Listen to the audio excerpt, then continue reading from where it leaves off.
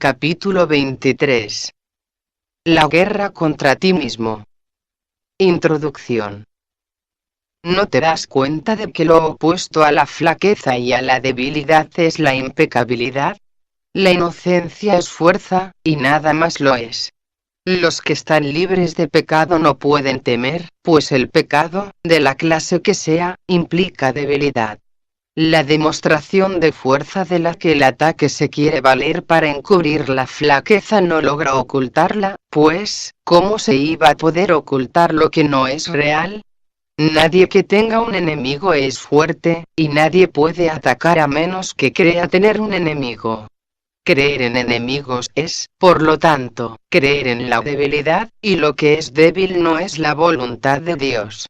Y al oponerse a esta, es el enemigo de Dios. Y así, se teme a Dios, al considerársele una voluntad contraria. Qué extraña se vuelve en verdad esta guerra contra ti mismo.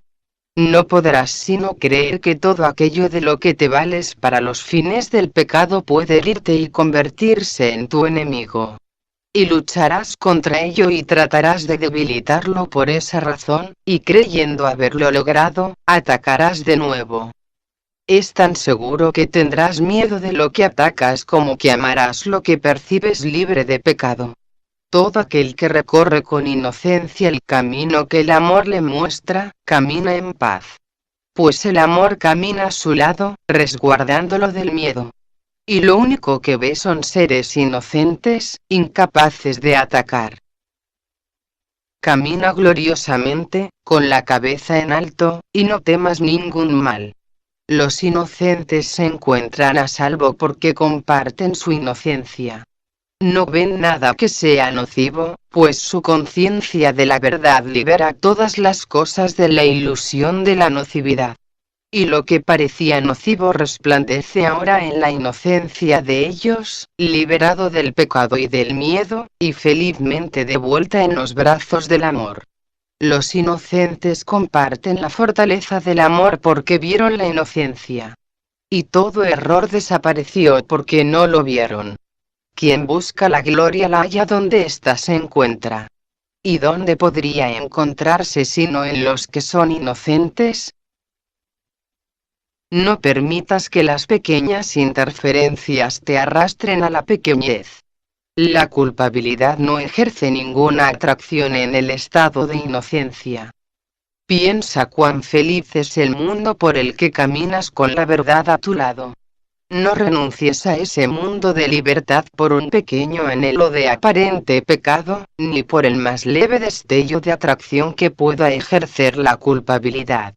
¿Despreciarías el cielo por causa de esas insignificantes distracciones? Tu destino y tu propósito se encuentran mucho más allá de ellas, en un lugar nítido donde no existe la pequeñez. Tu propósito no se aviene con ninguna clase de pequeñez. De ahí que no se avenga con el pecado. No permitamos que la pequeñez haga caer al Hijo de Dios en la tentación. Su gloria está más allá de toda pequeñez, al ser tan inconmensurable e intemporal como la eternidad. No dejes que el tiempo enturbie tu visión de él. No lo dejes solo y atemorizado en su tentación, sino ayúdalo a que la supere y a que perciba la luz de la que forma parte.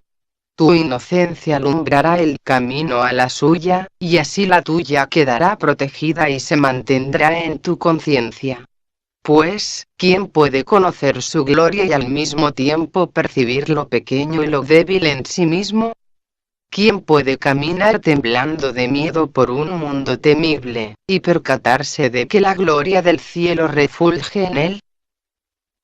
No hay nada a tu alrededor que no forme parte de ti. Contémplalo amorosamente y ve la luz del cielo en ello. Pues así es como llegarás a comprender todo lo que se te ha dado. El mundo brillará y resplandecerá en amoroso perdón, y todo lo que una vez considerabas pecaminoso será reinterpretado ahora como parte integrante del cielo.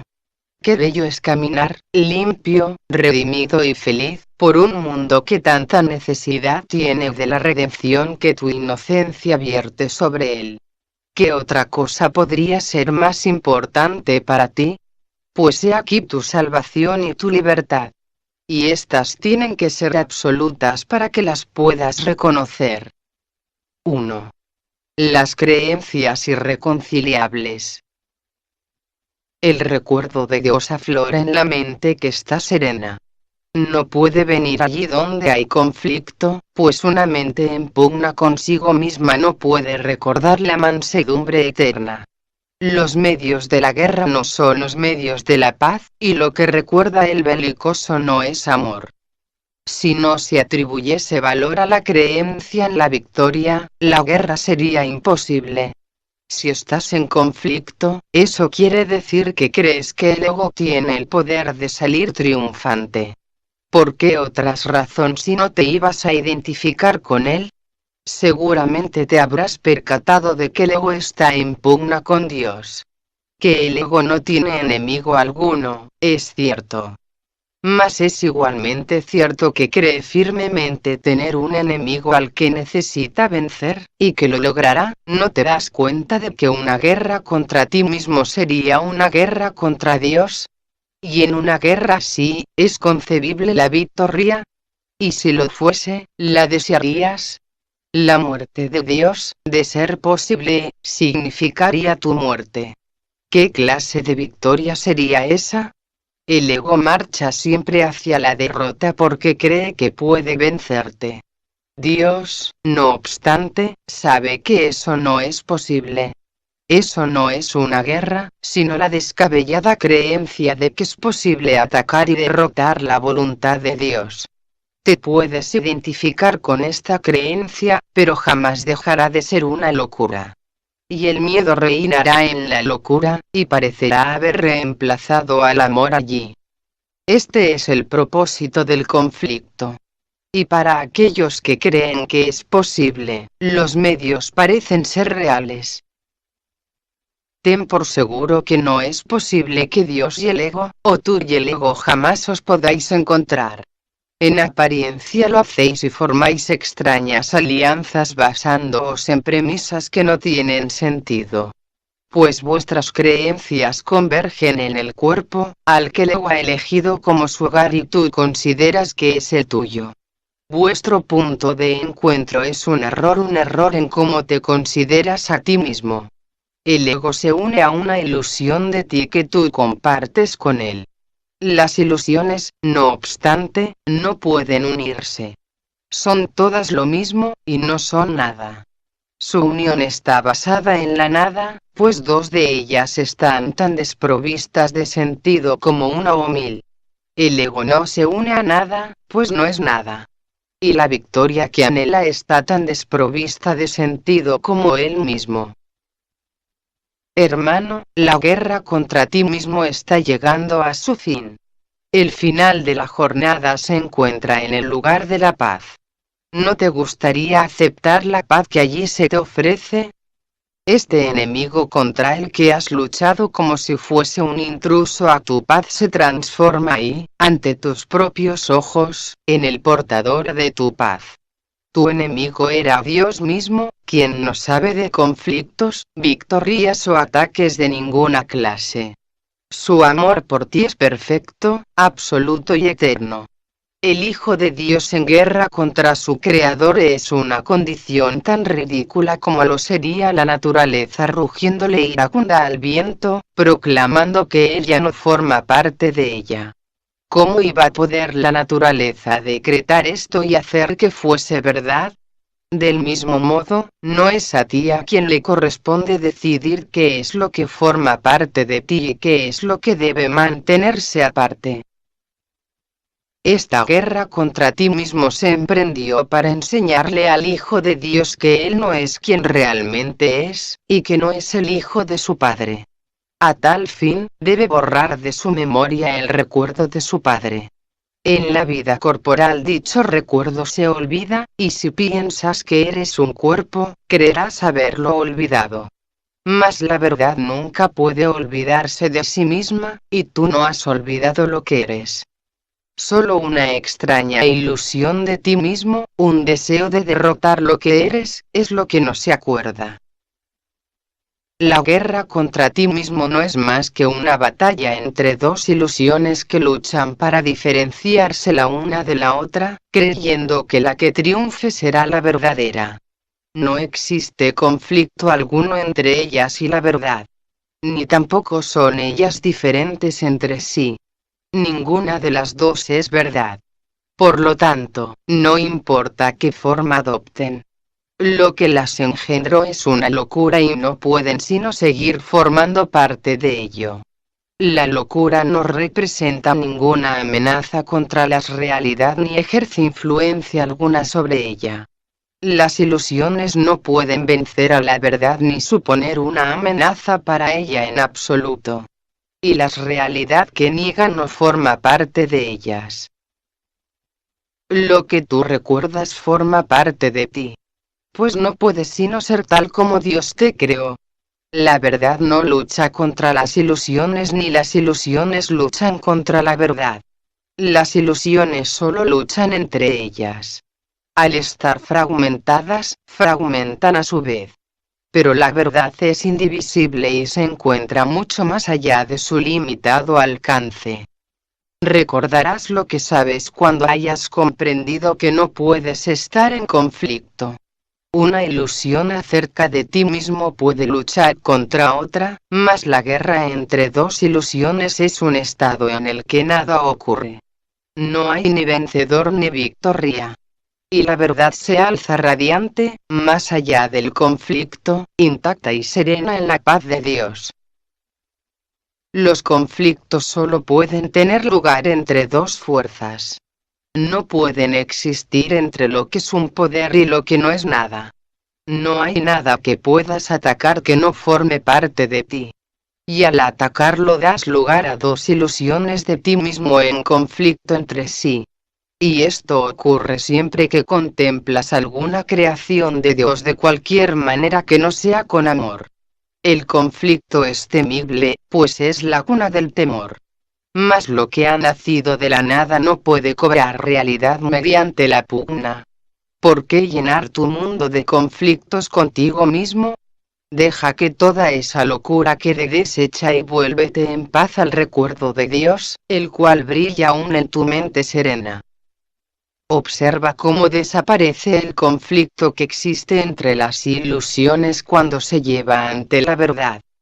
Pues solo parece real si lo ves como una guerra entre verdades conflictivas, en la que la vencedora es la más cierta, la más real y la que derrota la ilusión que era menos real, que al ser vencida se convierte en una ilusión.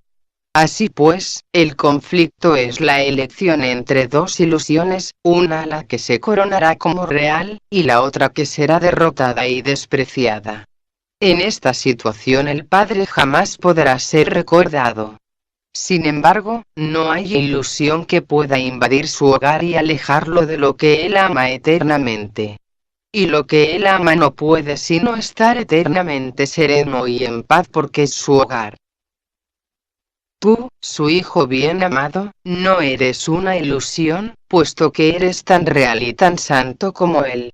La quietud de tu certeza acerca de Él y de ti mismo es el hogar de ambos, donde moráis como uno solo y no como entes separados. Abre la puerta de su santísimo hogar y deja que el perdón elimine todo vestigio de la creencia en el pecado, la cual priva a Dios de su hogar y a su Hijo con Él. No eres un extraño en la casa de Dios. Dale la bienvenida a tu hermano al hogar donde Dios mismo lo ubicó en serenidad y en paz, y donde mora con él. Las ilusiones no tienen cabida allí donde mora el amor, pues éste te protege de todo lo que no es verdad.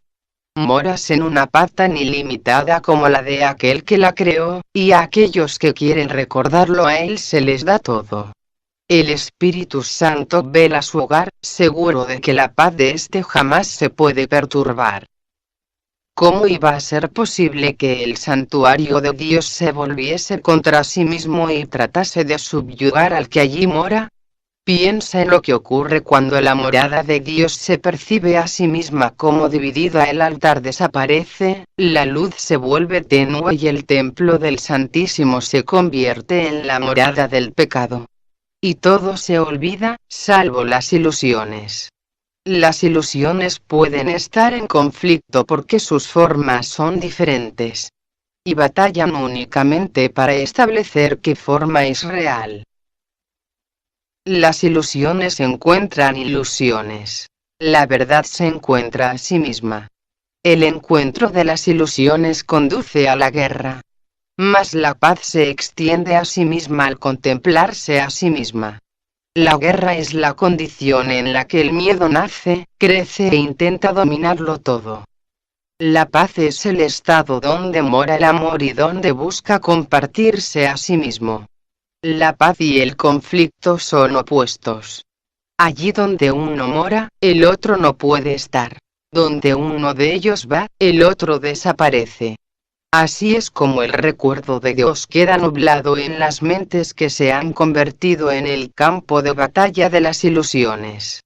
Mas su recuerdo brilla muy por encima de esta guerra insensata, listo para ser recordado cuando te pongas de parte de la paz. 2. Las leyes del caos. Puedes llevar las leyes del caos ante la luz, pero nunca las podrás entender.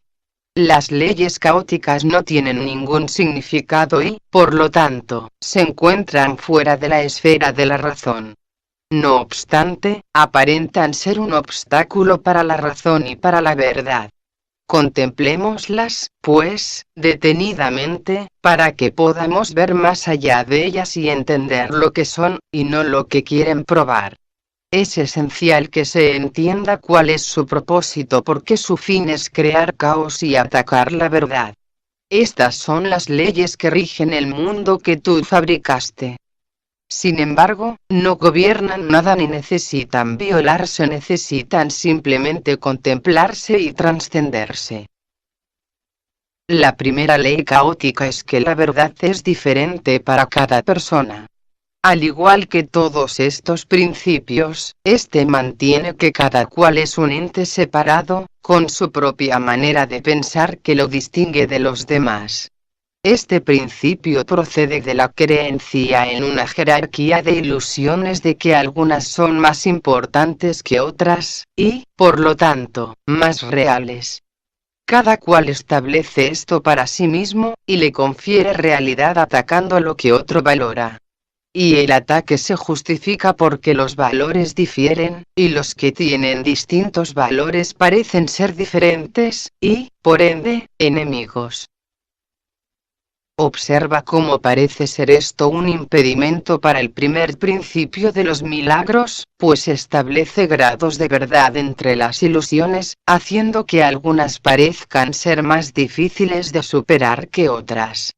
Si uno pudiese darse cuenta de que todas ellas son la misma ilusión y de que todas son igualmente falsas, sería fácil entender entonces por qué razón los milagros se aplican a todas ellas por igual. Cualquier clase de error puede ser corregido precisamente porque no es cierto. Cuando se lleva ante la verdad en vez de ante otro error, simplemente desaparece. Ninguna parte de lo que no es nada puede ser más resistente a la verdad que otra.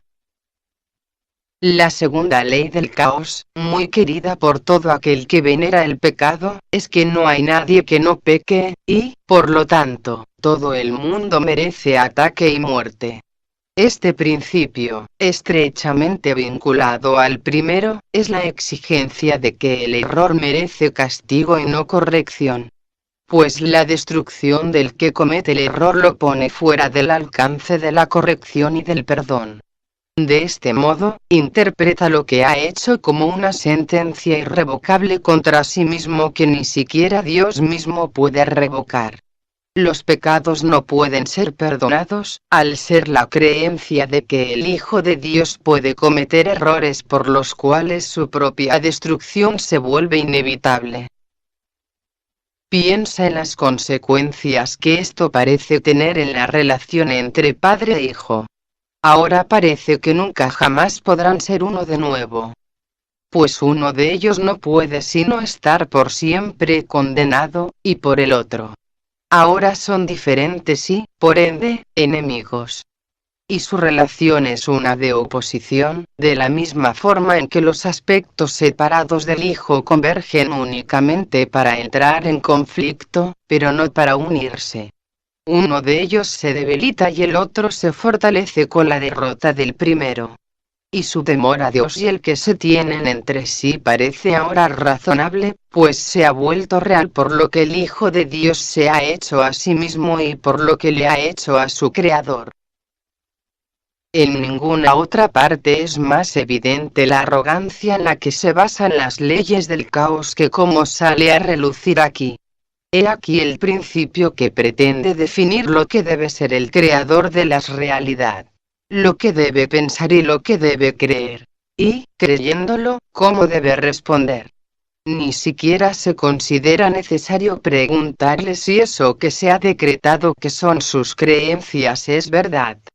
Su hijo le puede decir lo que ésta es, y la única alternativa que le queda es aceptar la palabra de su hijo o estar equivocado. Esto conduce directamente a la tercera creencia descabellada que hace que el caos parezca ser eterno. Pues si Dios no puede estar equivocado, tiene entonces que aceptar la creencia que su hijo tiene de sí mismo y odiarlo por ello. Observa cómo se refuerza el temor a Dios por medio de este tercer principio. Ahora se hace imposible recurrir a Él en momentos de tribulación, pues Él se ha convertido en el enemigo que la causó y no sirve de nada recurrir a Él. La salvación tampoco puede encontrarse en el Hijo, ya que cada uno de sus aspectos parece estar en pugna con el Padre y siente que su ataque está justificado. Ahora el conflicto se ha vuelto inevitable e inaccesible a la ayuda de Dios. Pues ahora la salvación jamás será posible, ya que el Salvador se ha convertido en el enemigo. No hay manera de liberarse o escapar. La expiación se convierte en un mito, y lo que la voluntad de Dios dispone es la venganza, no el perdón. Desde allí donde todo esto se origina, no se ve nada que pueda ser realmente una ayuda. Solo la destrucción puede ser el resultado final.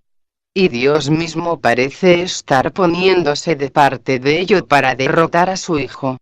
No pienses que el ego te va a ayudar a escapar de lo que Él desea para ti. Esa es la función de este curso, que no le concede ningún valor a lo que el ego estima. El ego atribuye valor únicamente a aquello de lo que se apropia. Esto conduce a la cuarta ley del caos, que, si las demás son aceptadas, no puede sino ser verdad. Esta supuesta ley es la creencia de que posees aquello de lo que te apropias. De acuerdo con esa ley, la pérdida de otro es tu ganancia y, por consiguiente, no reconoce el hecho de que nunca puedes quitarle nada a nadie, excepto a ti mismo. Mas las otras tres leyes no pueden sino conducir a esto.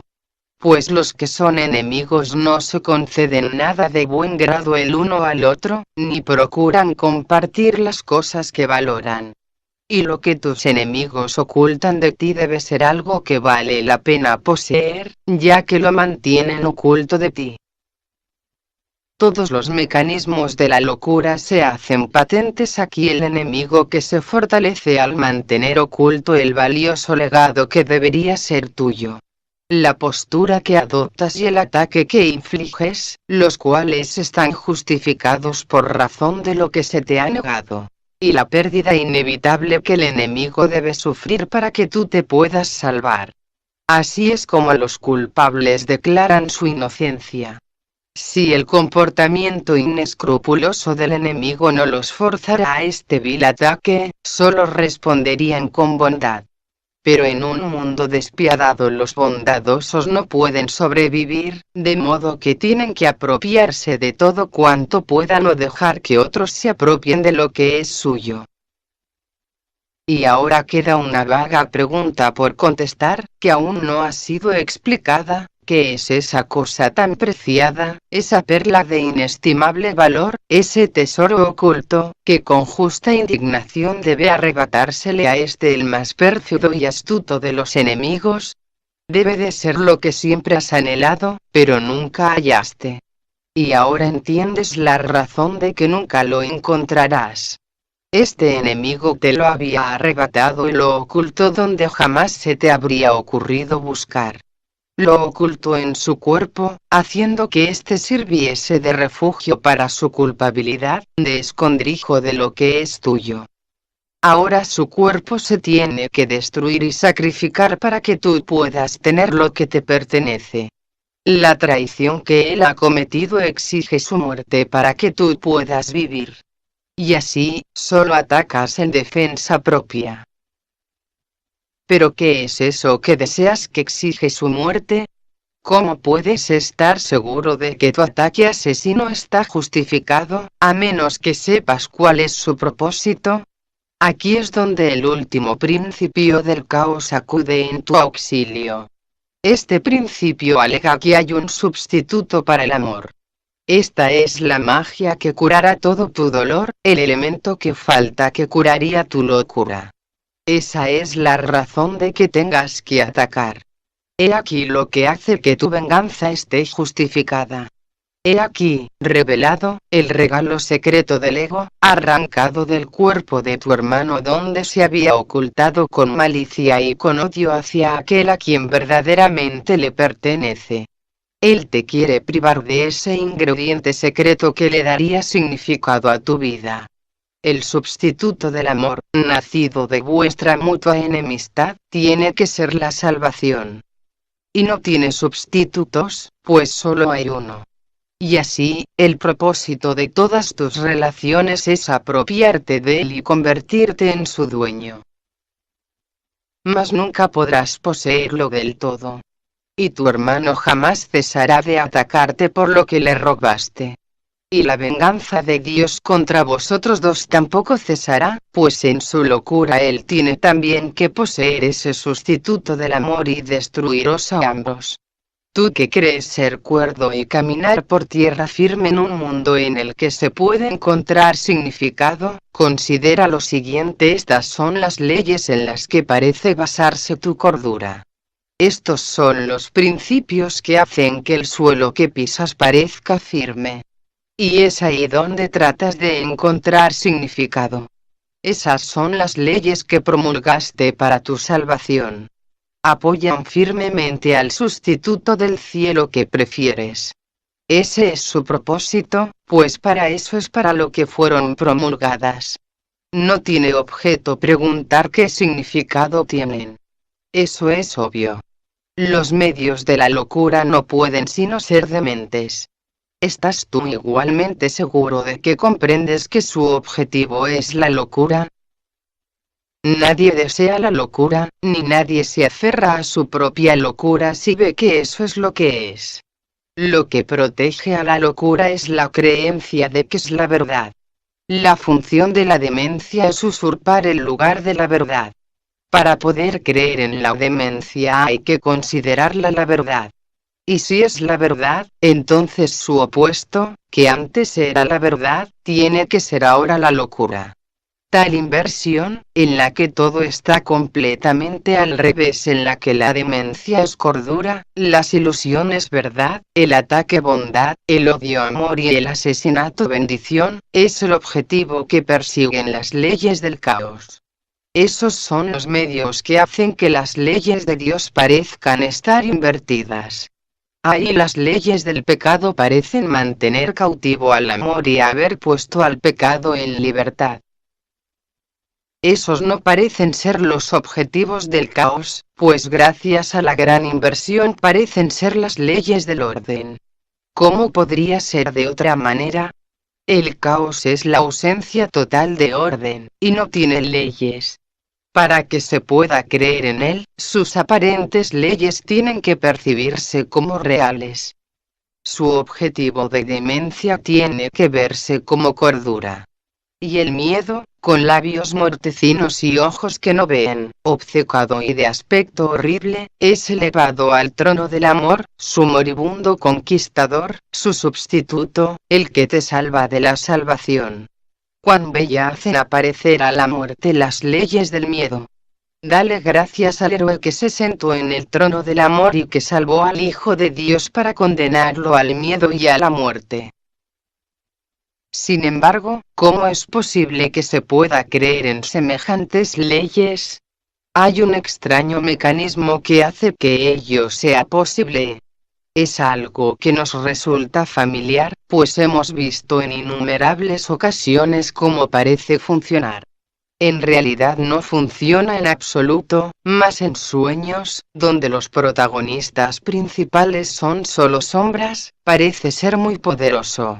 Ninguna de las leyes del caos podría coaccionar a nadie a que creyese en ella, si no fuera por el énfasis que se pone en la forma y por el absoluto desprecio que se hace del contenido. Nadie que crea que una sola de estas leyes es verdad se da cuenta de lo que dicha ley estipula.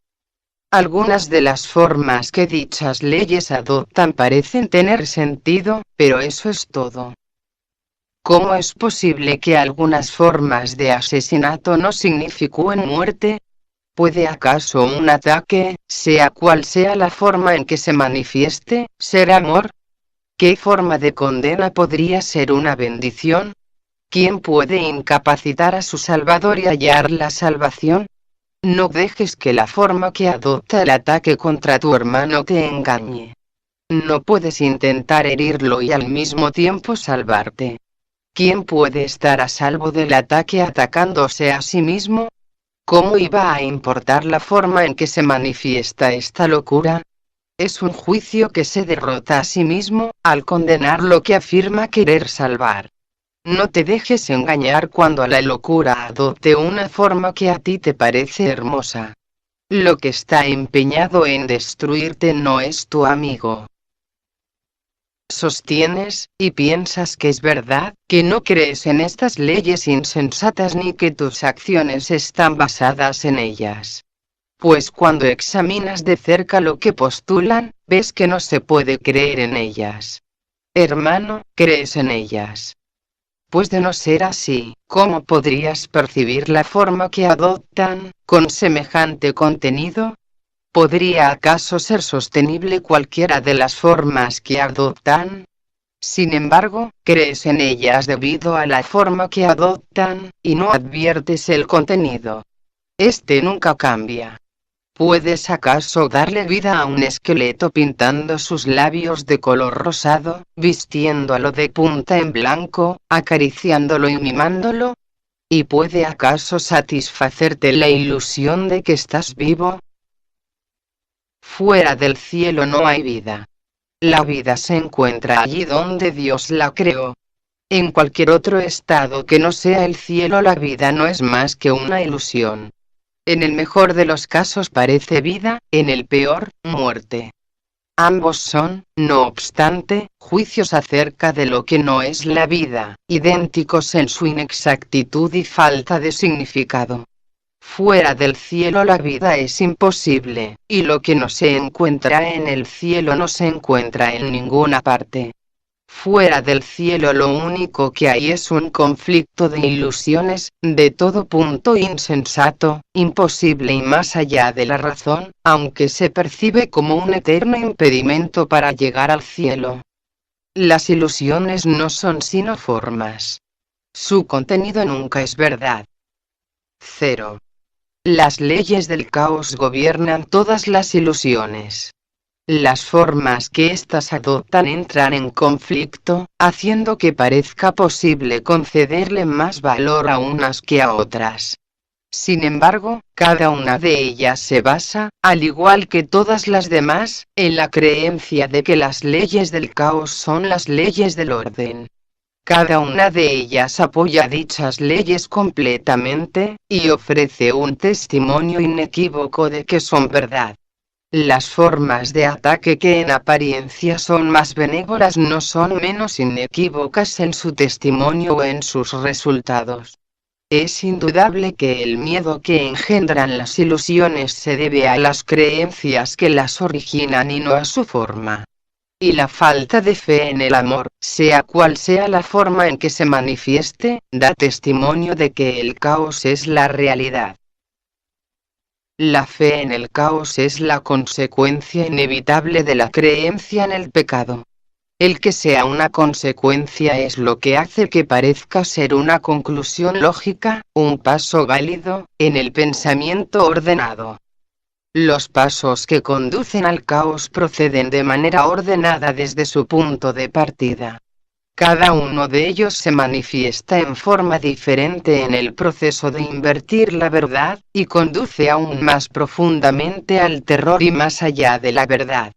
No pienses que un paso es más corto que otro ni que el retorno desde uno de ellos es más fácil que desde otro.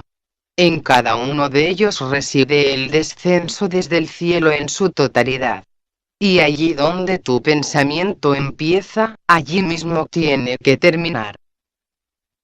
Hermano, no des ni un solo paso en el descenso hacia el infierno. Pues una vez que hayas dado el primero, no podrás reconocer el resto como lo que son. Y cada uno de ellos seguirá al primero. Cualquier forma de ataque te planta en la tortuosa escalera que te aleja del cielo.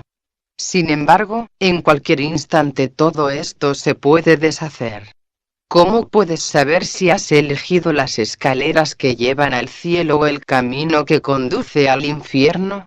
Muy fácilmente. ¿Cómo te sientes? ¿Estás en paz? ¿Tienes certeza con respecto a tu camino?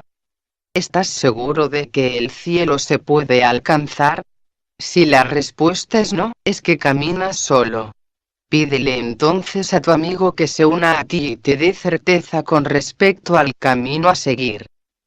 3. Salvación sin transigencias. ¿No es cierto acaso que no reconoces algunas de las formas en que el ataque se puede manifestar? Si es cierto que el ataque en cualquiera de sus formas te hará daño, y que te hará tanto daño como lo haría en cualquiera de las formas que sí reconoces, entonces se puede concluir que no siempre reconoces la fuente del dolor. Cualquier forma de ataque es igualmente destructiva. Su propósito es siempre el mismo. Su única intención es asesinar, y qué forma de asesinato puede encubrir la inmensa culpabilidad y el terrible temor a ser castigado que el asesino no puede por menos que sentir. Puede que niegue ser un asesino y que justifique su infamia con sonrisas mientras la comete. Sin embargo, sufrirá y verá sus intenciones en pesadillas en las que las sonrisas habrán desaparecido, y en las que su propósito sale al encuentro de su horrorizada conciencia para seguir acosándolo. Pues nadie que piense en asesinar puede escaparse de la culpabilidad que dicho pensamiento conlleva. Si la intención del ataque es la muerte, ¿qué importa qué forma adopte? Podría cualquier forma de muerte, por muy hermosa y caritativa que parezca, ser una bendición y un signo de que la voz que habla por Dios le está hablando a tu hermano a través de ti. La envoltura no hace el regalo. Una caja vacía, por muy bella que sea y por mucha gentileza que se tenga al darla, sigue estando vacía. Y tanto el que la recibe como el que la da no podrán seguir engañándose por mucho más tiempo. Niégale el perdón a tu hermano y lo estarás atacando. No le estarás dando nada y solo recibirás de él lo que le diste. La salvación no transige en absoluto. Transigir es aceptar solo una parte de lo que quieres, tomar solo un poco y renunciar al resto. La salvación no renuncia a nada. Se les concede a todos enteramente.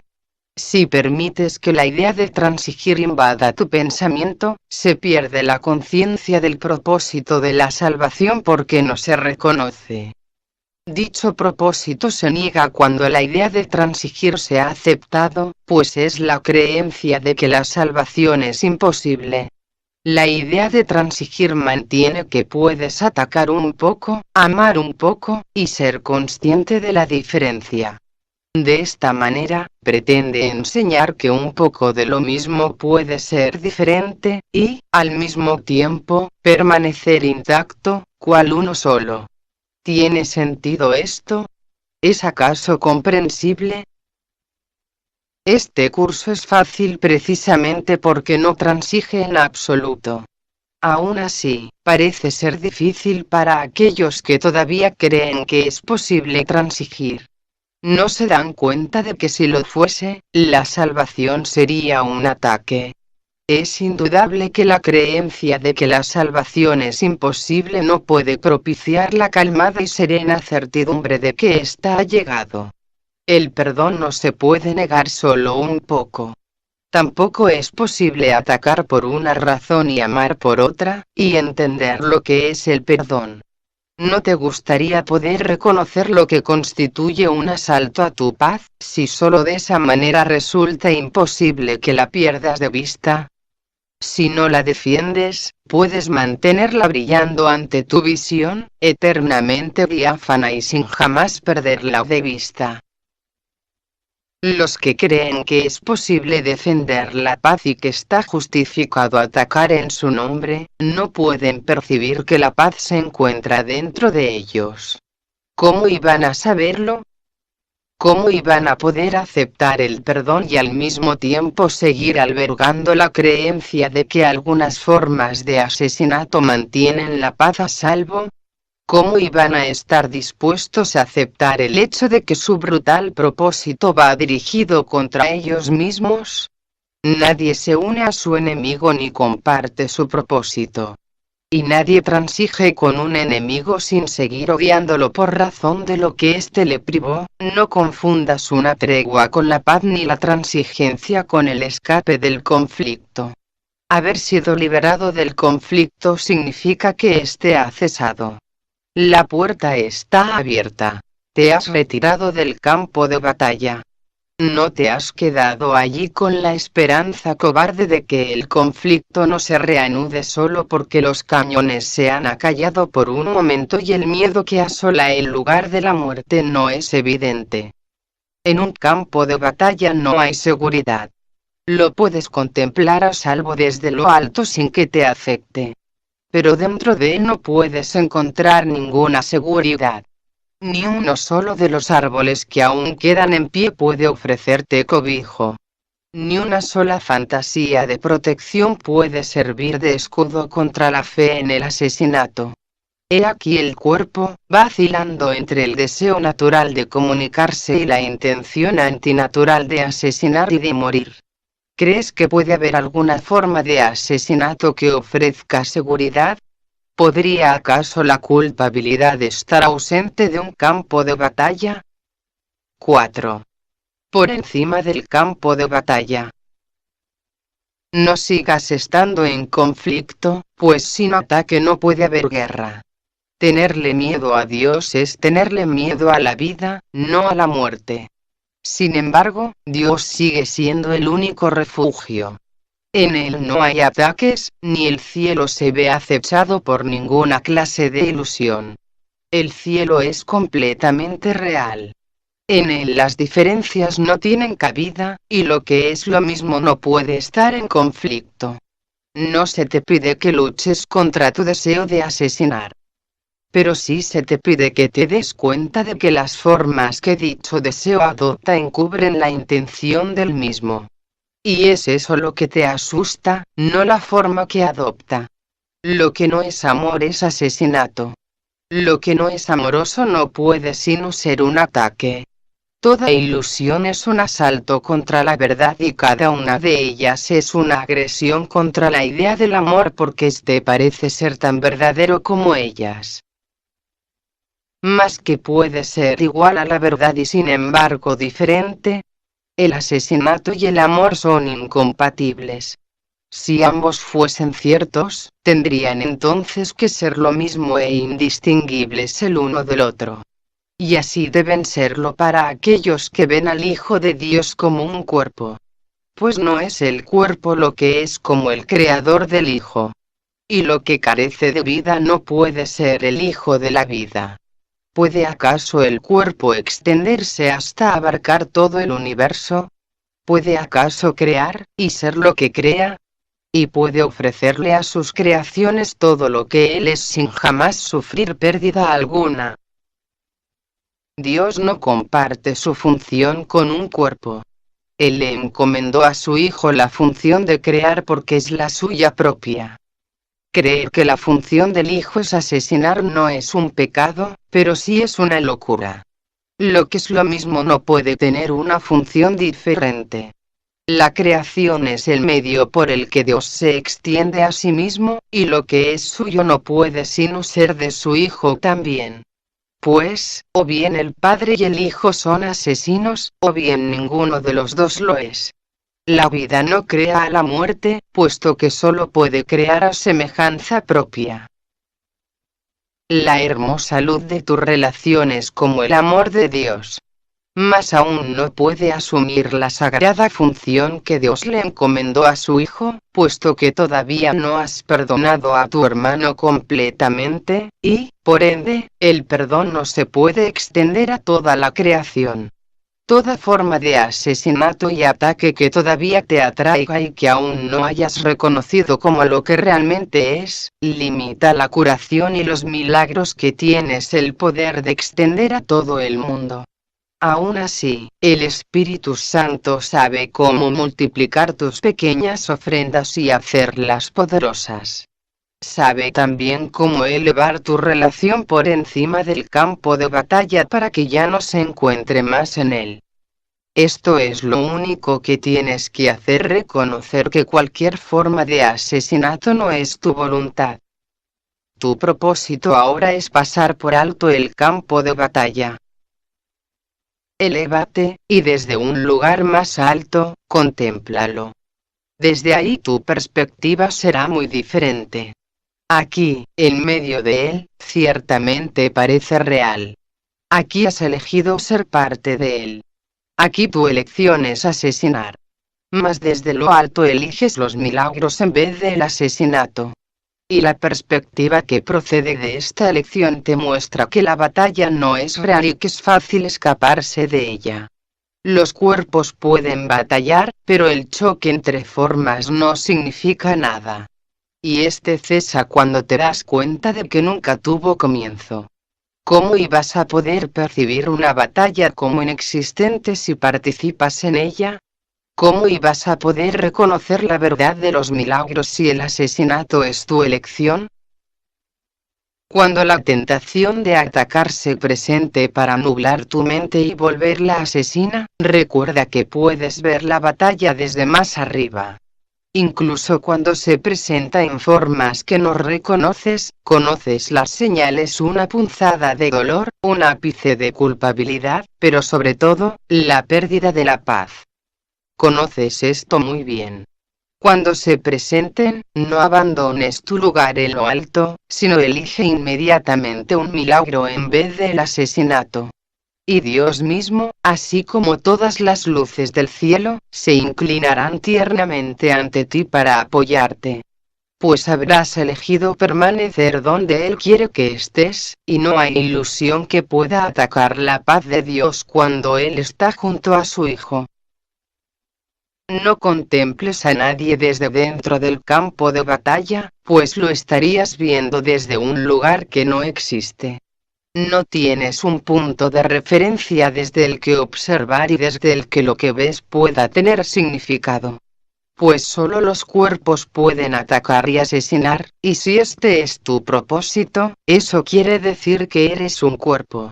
Solo los propósitos unifican, y aquellos que comparten un mismo propósito son de un mismo pensar. El cuerpo de por sí no tiene propósito alguno, y no puede sino ser algo solitario. Desde abajo, no puede ser trascendido. Desde arriba, las limitaciones que les impone a aquellos que todavía batallan desaparecen y se hace imposible percibirlas. El cuerpo se interpone entre el Padre y el cielo que Él creó para su Hijo precisamente porque no tiene ningún propósito. Piensa en lo que se les concede a los que comparten el propósito de su Padre sabiendo que es también el suyo. No tienen necesidad de nada. Cualquier clase de pesar es inconcebible. De lo único que son conscientes es de la luz que aman y solo el amor brilla sobre ellos para siempre. El amor es su pasado, su presente y su futuro siempre el mismo, eternamente pleno y completamente compartido. Saben que es imposible que su felicidad pueda jamás sufrir cambio alguno. Tal vez pienses que en el campo de batalla todavía hay algo que puedes ganar. Sin embargo, podría ser eso algo que te ofreciese una calma perfecta y una sensación de amor tan profunda y serena que ninguna sombra de duda pudiera jamás hacerte perder la certeza. Y podría ser algo que durase eternamente. Los que son conscientes de la fortaleza de Dios jamás podrían pensar en batallas. ¿Qué sacarían con ello sino la pérdida de su perfección? Pues todo aquello por lo que se lucha en el campo de batalla tiene que ver con el cuerpo, con algo que éste parece ofrecer o poseer. Nadie que sepa que lo tiene todo podría buscarse limitaciones ni valorar las ofrendas del cuerpo. La insensatez de la conquista resulta evidente desde la serena esfera que se encuentra por encima del campo de batalla. ¿Qué puede estar en conflicto con lo que lo es todo? ¿Y qué hay que, ofreciendo menos, pudiese ser más deseable? A quien que esté respaldado por el amor de Dios podría resultarle difícil elegir entre los milagros y el asesinato.